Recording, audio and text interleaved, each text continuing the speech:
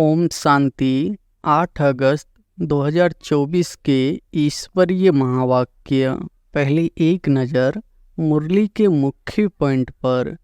बाबा ने कहा, घर में भी मित्र संबंधी आदि बहुत आते हैं। कोई भी आए तो समझाना चाहिए कि जिसको भगवान कहा जाता है वह बाबा भी है, टीचर भी है और सतगुरु भी है। परंतु कोई कोई की तो ऐसी पत्थर बुद्धि है जो यह 3 अक्षर भी बुद्धि में धारण नहीं कर सकते, भूल जाते हैं। बाबा की सर्विस में जरा भी कदम नहीं उठा तो वह फिर पद कैसे पाएंगे। पद्मापति तो सर्विस से ही बन सकते हैं। पाप आते ही है एक धर्म की स्थापना करने। ब्रह्मा द्वारा कहते हैं, परंतु लोग कुछ भी समझते नहीं है।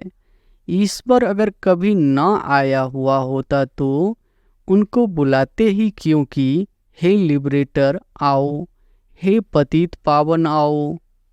और फिर बाबा ने कहा, जबकि पतित पावन ईश्वर है तो गंगा स्नान आदि से कोई पावन हो कैसे सकते। अब तो कलयुग है ना। मनुष्यों की तो बिल्कुल पत्थर बुद्धि है। जहाँ थोड़ा सुख देखते हैं तो स्वर्ग समझ लेते हैं। बाबा अक्षर भी ऐसा है जो उनसे वर्षे की खुशबू जरूर आती है और भल कितना भी काका मामा आदि है, परंतु उनसे वर्षे की खुशबू नहीं आती। हम सारी दुनिया के विकारों का संन्यास करते हैं। नई दुनिया में जाना कितना सहज है। हम संन्यास करते हैं सारी पुरानी सृष्टि तमो प्रधान दुनिया का। और फिर लास्ट में बाबा ने कहा, स्टूडेंट को टीचर ही याद आएगा ना, परंतु यहाँ माया है ना, एकदम माथा ही मोड़ देती है। सारा राज्य भाग ही ले लेती है, तुमको पता नहीं पड़ता है। शिव के चित्र पर भी तुम कोई को सुनाएंगे तो कभी गुस्सा नहीं करेंगे। बोलो आओ तो हम आपको बताएं कि यह शिव बेहद का बाप है। सर्विस नहीं करते तो समझा जाता है बुद्धि ही नहीं चलती। जैसे बुद्धि बैठे हैं बाप को समझ नहीं सकते। कहेंगे शिव बाबा निराकार है, वह कैसे आते हैं। अरे तुम्हारी आत्मा भी तो निराकार है, वह कैसे आती है। वह भी ऊपर से आती है ना पाठ बजाने। तुम कितना युक्ति से समझाते हो, फिर भी कोटों में कोई को ही बुद्धि में बैठता है। यह है बहुत सहज ज्ञान और सहज योग। तुम कोई को बैठाकर समझाएंगे फिर तुम्हारे दुश्मन भी नहीं बनेंगे। शिव बाबा ही तुम्हारा बाप, टीचर, सद्गुरु है। उनको याद करो। समझाने की युक्ति रचनी चाहिए। और अब सुनते हैं महावाक्यों को विस्तार से। मुरली का सार है, मीठे बच्चे, बाप, टीचर और सतगुरु, यह 3 अक्षर याद करो तो अनेक सिफतें, विशेषताएं आ जाएगी। प्रश्न है, किन बच्चों के हर कदम में पद्मों की कमाई जमा होती रहती है। उत्तर है, जो अपना हर कदम सर्विस में बढ़ाते रहते हैं वही पद्मों की कमाई जमा करते हैं। अगर बाबा की सर्विस में कदम नहीं उठाएंगे तो पदम कैसे पाएंगे। सर्विस की कदम में पदम देती है, इसी से पद्मा पदम पति बनते हैं। प्रश्न है, किस राज को जानने के कारण तुम बच्चे सभी के कल्याणकारी बनते हो। उत्तर है, बाबा ने हम बच्चों को यह राज समझाया है कि सभी की यह एक ही हट्टी है, यहाँ सबको आना ही है। यह बहुत गुह्य राज्य है।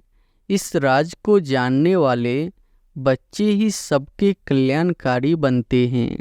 ओम शांति। रूहानी बाप के रूहानी बच्चे यह तो हर एक जानते होंगे कि बाबा हमारा बाप भी है, टीचर भी है और सतगुरु भी है। बच्चे जानते हैं, जानते हुए भी घड़ी घड़ी भूल जाते हैं। यहाँ जो बैठे हैं वह जानते तो होंगे ना, परंतु भूल जाते हैं। दुनिया वाले तो बिल्कुल ही नहीं जानते। बाप कहते हैं सिर्फ यह 3 अक्षर भी याद रहे तो बहुत सर्विस कर सकते हैं। प्रदर्शनी अथवा म्यूजियम में तुम्हारे पास बहुत आते हैं, घर में भी मित्र संबंधी आदि बहुत आते हैं। कोई भी आए तो समझाना चाहिए कि जिसको भगवान कहा जाता है वह बाबा भी है, टीचर भी है और सतगुरु भी है। यह याद हो तो भी ठीक, और कोई की याद न आए और कोई को तो ऐसे कह न सके। तुम बच्चे जानते हो हमारा बाबा बाप भी है, टीचर भी है, सतगुरु भी है। कितना सहज है। परंतु कोई कोई की तो ऐसी पत्थर बुद्धि है जो यह 3 अक्षर भी बुद्धि में धारण नहीं कर सकते। भूल जाते हैं बाबा हमको मनुष्य से देवता बनाते हैं, क्योंकि बेहद का बाप है ना। बेहद का बाप है तो जरूर बेहद का वर्षा ही देंगे। बेहद का वर्षा है देवताओं के पास। इतना सिर्फ याद करे तो घर में भी बहुत सर्विस कर सकते हैं, परंतु यह भी भूल जाने के कारण किसको बता नहीं सकते। घड़ी घड़ी भूल जाते हैं क्योंकि सारे क्लब के भूले हुए हैं। अब बाप बैठ समझाते हैं। वास्तव में यह ज्ञान बहुत सिंपल है। बाकी याद की यात्रा से संपूर्ण बनना, इसमें मेहनत है। बाबा हमारा बाप भी है, शिक्षा भी देते हैं, वर्षा भी देते हैं, पवित्र भी बनाते हैं, क्योंकि पतित पावन बाप है। सिर्फ कहते हैं कि सबको यही कहो कि मुझे याद करो। बाबा की सर्विस में जरा भी कदम नहीं उठा तो वह फिर पदम कैसे पाएंगे। पदम पति तो सर्विस से ही बन सकते हैं। सर्विस ही कदम में पदम ले आती है। सर्विस के लिए बच्चे कहाँ कहाँ से भागते रहते हैं, कितने कदम उठाए जाते हैं, पदम तो उन्हों को मिलेगा ना। यह भी बुद्धि कहती है पहले शूद्र को ब्राह्मण बनना पड़े। ब्राह्मण ही नहीं बनेंगे तो क्या बनेंगे। सर्विस तो चाहिए ना। बच्चों को सर्विस का समाचार भी इसलिए सुनाया जाता है कि टेम्पटेशन हो, सर्विस से ही पदम मिले। सिर्फ एक बात ही सुनाओ जो दुनिया में और कोई नहीं जानते। बेहद का बाप बाप है, परंतु बाप का कोई को पता नहीं है। सिर्फ ऐसे ही गॉड फादर कहते रहते हैं वह टीचर है। यह तो कोई की बुद्धि में नहीं होगा। स्टूडेंट की बुद्धि में हमेशा टीचर याद रहता है। जो पूरी रीति नहीं पढ़ते हैं उनको अनपढ़ा कहा जाता है। बाबा कहते हैं हर्जा नहीं है, तुम कुछ भी न पढ़े हुए यह तो समझ सकते हो ना कि हम भाई भाई है। हमारा बाप बेहद का है। बाप आते ही है एक धर्म की स्थापना करने। ब्रह्मा द्वारा करते हैं, परंतु लोग कुछ भी समझते नहीं है। ईश्वर अगर कभी ना आया हुआ होता तो उनको बुलाते ही क्यों कि हे लिबरेटर आओ, हे पतित पावन आओ। जबकि पतित पावन को याद करते हैं फिर शास्त्र क्यों पढ़ते, तीर्थों पर क्यों जाते, वहाँ बैठा है क्या, कोई जानते ही नहीं। जबकि पतित पावन ईश्वर है तो गंगा स्नान आदि से कोई पावन हो कैसे सकते, स्वर्ग में कोई जा कैसे सकते। जन्म तो यहाँ ही लेना है। नई दुनिया और पुरानी दुनिया में फर्क तो है ना। इसको सतयुग थोड़ी ही कहेंगे। अब तो कलयुग है ना। मनुष्यों की तो बिल्कुल पत्थर बुद्धि है। जहाँ थोड़ा सुख देखते हैं तो स्वर्ग समझ लेते हैं। यह बाप ही समझाते हैं। बाप कोई गाली नहीं देते हैं। बाप शिक्षा भी देते हैं, सबको सद्गति भी देते हैं। भगवान बाप है तो बाप से जरूर कुछ मिलना चाहिए। बाबा अक्षर भी ऐसा है जो उनसे वर्षे की खुशबू जरूर आती है। और भल कितना भी काका मामा आदि है, परंतु उनसे वर्षे की खुशबू नहीं आती। अंतर्मुख हो विचार करना है कि बाप ठीक कहते हैं। गुरु के पास कोई जायदाद होती नहीं, वह तो खुद ही घरबार छोड़ते हैं। तुमने सन्यास किया है विकारों का, वह तो कह देते हैं हमने घरबार छोड़ा। तुम कहते हो हम सारी दुनिया के विकारों का सन्यास करते हैं। नई दुनिया में जाना कितना सहज है। हम सन्यास करते हैं सारी पुरानी सृष्टि तमोप्रधान दुनिया का। सतयुग है नई दुनिया, यह भी जानते हो। नई दुनिया थी जरूर।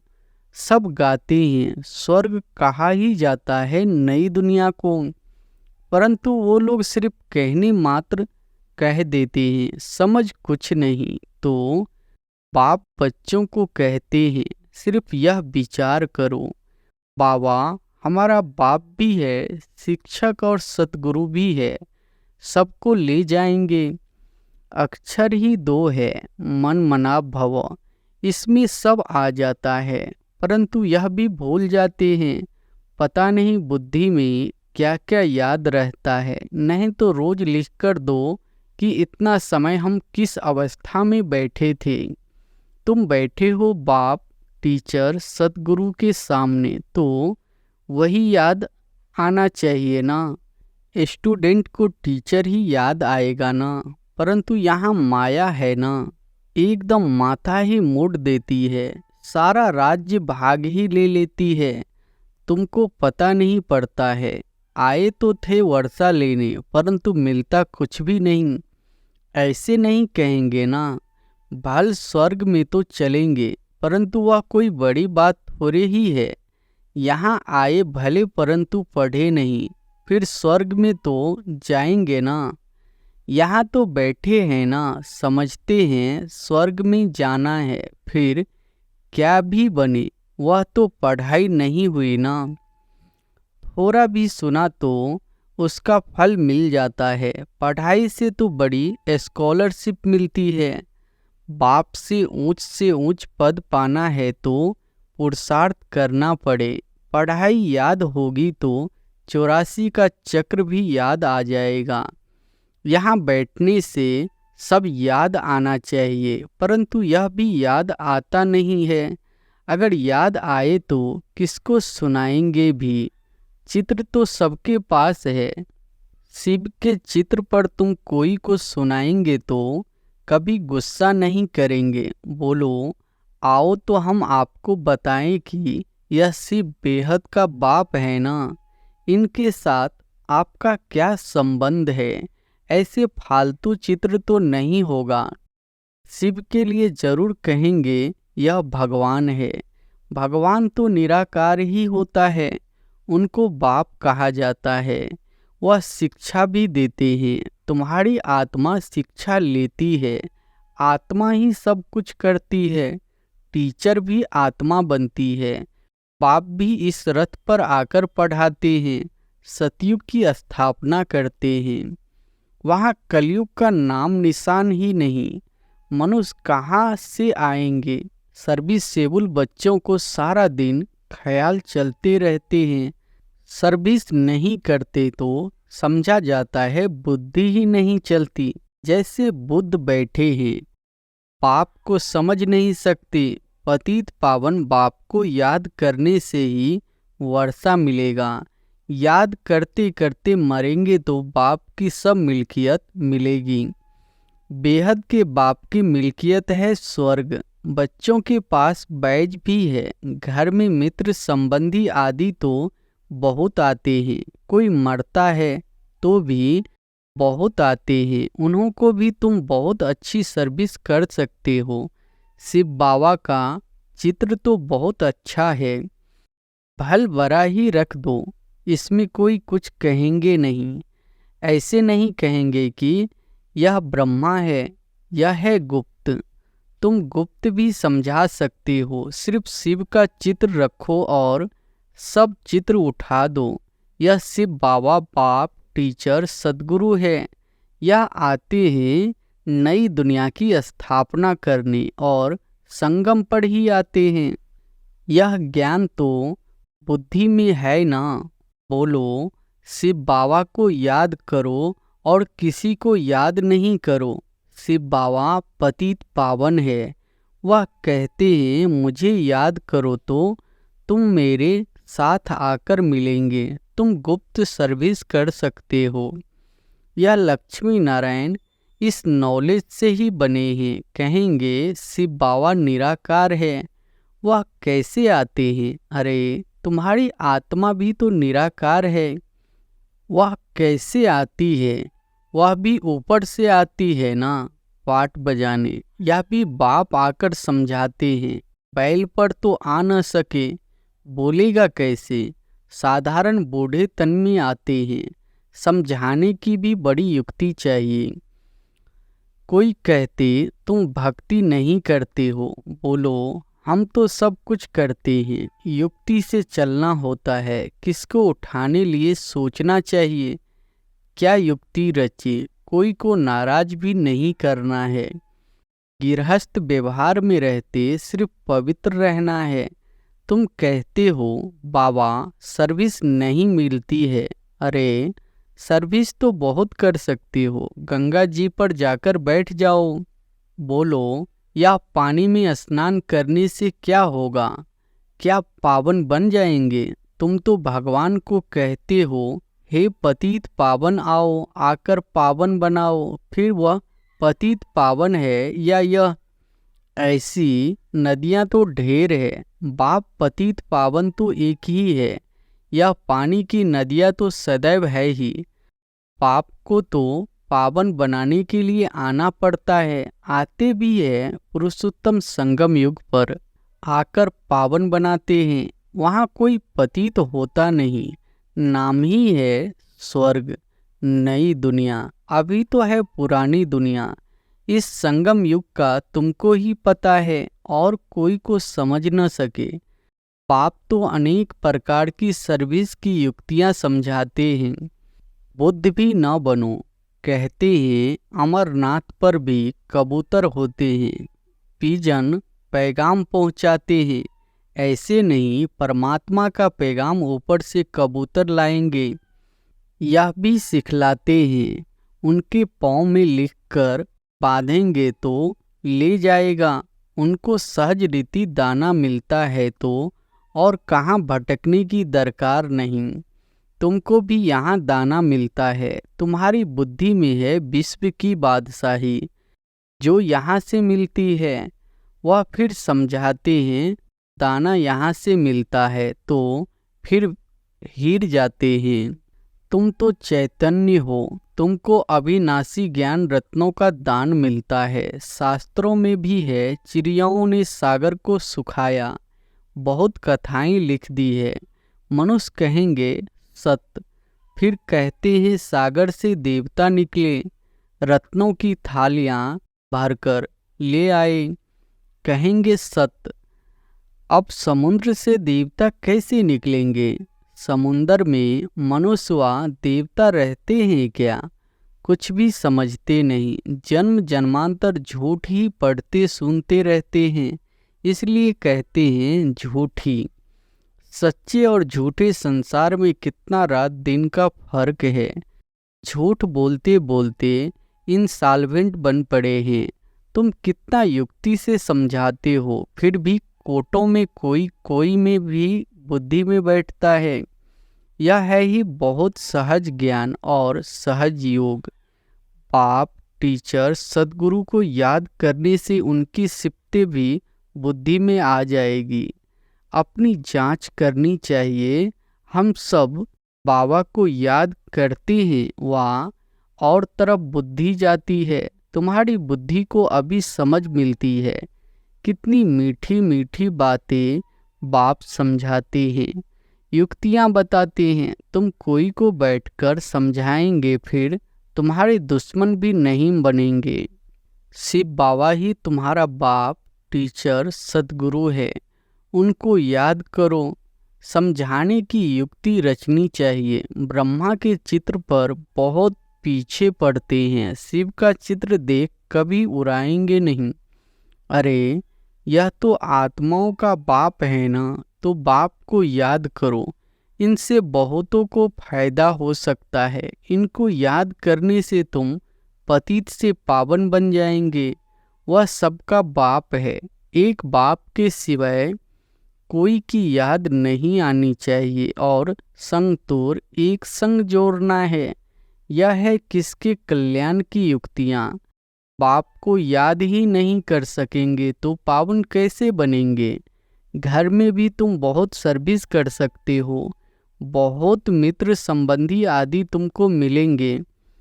भिन्न भिन्न युक्तियाँ रचो, बहुतों का कल्याण कर सकते हो। हट्टी तो एक ही है और कोई की हट्टी है नहीं, तो जाएंगे कहाँ। अच्छा, मीठे मीठे सिकिलधे बच्चों प्रति माता पिता बाप दादा का याद प्यार और गुड मॉर्निंग। रूहानी बाप की रूहानी बच्चों को नमस्ते। धारणा के लिए मुख्य सार पहली पॉइंट है, गृहस्थ व्यवहार में बहुत युक्ति से चलना है। कोई को नाराज भी नहीं करना है, पवित्र भी जरूर बनना है। दूसरी पॉइंट है, एक बाप से अविनाशी ज्ञान रत्नों का दान ले। अपनी बुद्धि रूपी झोली भरपूर रखनी है। बुद्धि को भटकाना नहीं है। पैगंबर बन सबको बाप का पैगाम देना है। वरदान है, बेहद की वैराग वृत्ति द्वारा सर्व लगावों से मुक्त रहने वाले सच्चे राज ऋषि भव। बेहद की वैराग वृत्ति द्वारा सर्व लगावों से मुक्त रहने वाले सच्चे राज ऋषि भव। राज ऋषि अर्थात एक तरफ राज, दूसरे तरफ ऋषि अर्थात बेहद के वैरागी। अगर कहाँ भी, चाहे अपने में, चाहे व्यक्ति में, चाहे वस्तु में, कहाँ भी लगाव है तो राज ऋषि नहीं। जिसका संकल्प मात्र भी थोड़ा लगाव है, उसके दो नाव में पाँव हुए, फिर न यहाँ के रहेंगे न वहाँ के। इसलिए राज ऋषि बनो, बेहद के वैरागी बनो, अर्थात एक बाप दूसरा न कोई। यह पाठ पक्का करो। स्लोगन है, क्रोध अग्नि रूप है जो खुद को भी जलाता और दूसरों को भी जला देता है। क्रोध अग्नि रूप है जो खुद को भी जलाता और दूसरों को भी जला देता है। अच्छा, ओम शांति।